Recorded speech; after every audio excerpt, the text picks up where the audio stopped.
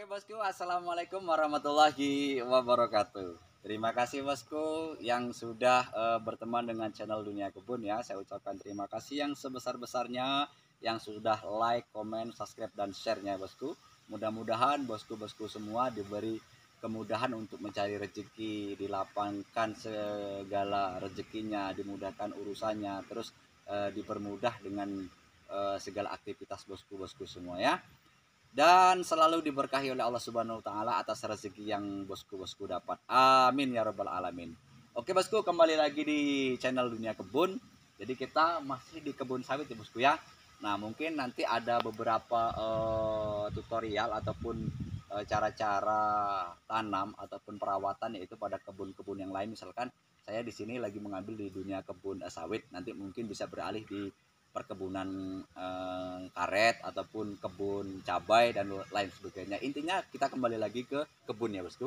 Oke bosku, kembali lagi di channel Dunia Kebun. Jadi di sini saya akan mengasih atau memberikan tutorial ya mengenai cara pertolongan pertama yang harus kita lakukan di dalam waktu kita melakukan aktivitas ya bosku ya. Saya ulas kembali bosku, pertolongan pertama adalah dasar daripada si korban ataupun rekan-rekan kita agar tidak terjadi hal-hal yang kita tidak inginkan ya bosku ya. Karena sifat dari pertolongan pertama itu hanya meminimalisir ya terjadinya hal-hal yang tidak kita inginkan. Namun semua itu harus dengan dasar daripada pertolongan yang memang diterapkan oleh Badan Kesehatan ya bosku ya. Oke bosku, kali ini saya akan mengasih tutorial cara penanganan pertama di waktu rekan-rekan kita itu terjadi gigitan ular ya bosku ya. Wow, sangat dramatis ya bosku ya, atau mungkin itu sangat mengerikan.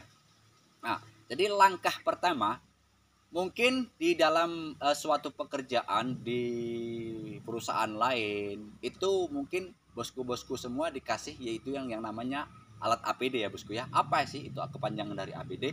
APD yaitu alat pelindung diri ya bosku ya. Nah, berupa apa saja? Seperti video yang kemarin sudah saya share, itu di situ ada helm ya bosku ya.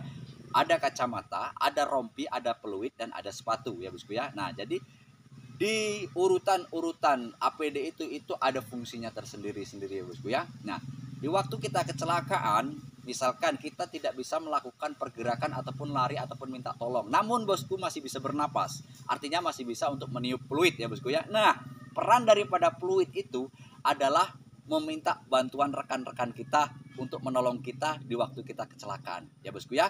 Tapi kalau memang bosku tidak dikasih seperti alat tersebut ataupun fluid ataupun APD yang lain, mungkin bosku bisa meminta bantuan kawan-kawan dengan cara berteriak ya bosku ya.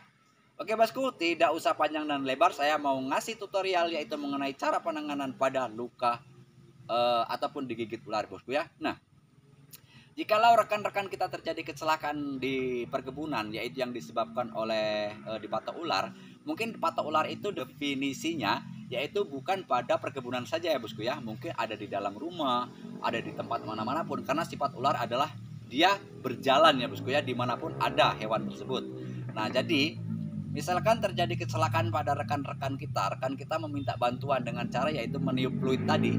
Kalau memang di perusahaan tersebut dibekali menggunakan APD yaitu fluid itu tadi, mungkin rekan kita akan meniup fluid. Setelah kita mendengar fluid tersebut, kita cari di mana arah sumber tersebut bosku. Kalau memang kita sudah tahu, kita segera mungkin meniup fluid juga. Loh, tujuannya apa? Kita sudah mendengar tiupan fluid dari rekan kita, kok kita meniup fluid lagi? Tujuan kita meniup fluid adalah meminta rekan-rekan atau meminta bantuan daripada rekan-rekan yang beraktivitas di sekeliling kita. Nah, yang pertama untuk cara penanganan luka digigit ular adalah yang pertama, kita harus tenang dulu. Sebelum kita melakukan pertolongan pada si korban, kita harus menenangkan diri kita. Karena apa? Di waktu melihat rekan kita terjadi kecelakaan, itu pasti diri kita akan merasa down ya, merasa takut, merasa was-was. Jadi apa yang ilmu yang sudah kita serap itu akan hilang, karena itu semua terjadi secara alami ya. Di waktu bosku down itu pasti akan hilang. Nah, jadi tenangkan diri kita. Setelah kita tenang, tanyakan si korban tersebut apa yang terjadi. Jadi kita harus mengetahui sifat daripada terjadi kecelakaan tersebut. Misalkan rekan-rekan kita yang waktu memanggil itu terjadi kecelakaan disebabkan oleh digigit ular, yang pertama perhatikan sekeliling daripada lingkungan yang rekan-rekan kita terjadi kecelakaan. Misalkan di pokok ini, saudara kita ataupun rekan kita duduk di situ. Kita perhatikan dulu sekelilingnya, bosku. Siapa tahu di situ ada ular ya. Nah, jangan sampai kita menjadi korban yang kedua di waktu kita melakukan si rekan kita ataupun si korban tersebut. Kalau memang sudah kita perhatikan di situ tidak ada ularnya, ya, kita baru bisa melakukan pertolongan pertama pada si korban ya. Terus kita lihat juga sekelilingnya di situ, adakah hal-hal yang membahayakan daripada kita. Misalkan suatu contoh egrek ataupun alat-alat tajam yang masih sifatnya bersandar pada pokok tersebut ya, di waktu rekan kita terjadi kecelakaan. Setelah semuanya aman, lakukan yang pertama yaitu adalah tenangkan diri korban. Nah, karena sifat daripada racun itu akan mengalir ya, akan mengalir pada bagian darah ya. Karena orang yang panik itu secara otomatis jantung dia akan berdegup lebih kencang daripada jantung yang normal di waktu kita tidak panik ya. Jadi proses berjalannya racun itu akan lebih cepat dengan pompaan daripada jantung kita yang memompa darah tersebut ya. Jadi tenangkan si korban. Setelah si korban tenang ya, yaitu apa yang boleh bosku lakukan setelah terjadi kecelakaan melihat rekan kita itu terkena patok ular.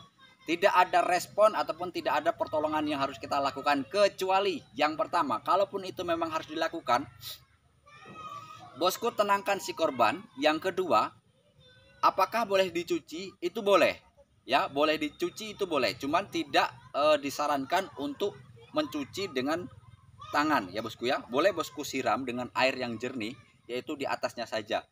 Nah, terus kenali juga ya sifat daripada ular. Gigitannya itu bisa kita kenali ya bosku ya. Ada gigitan ular yang sifatnya 2, ada yang 3.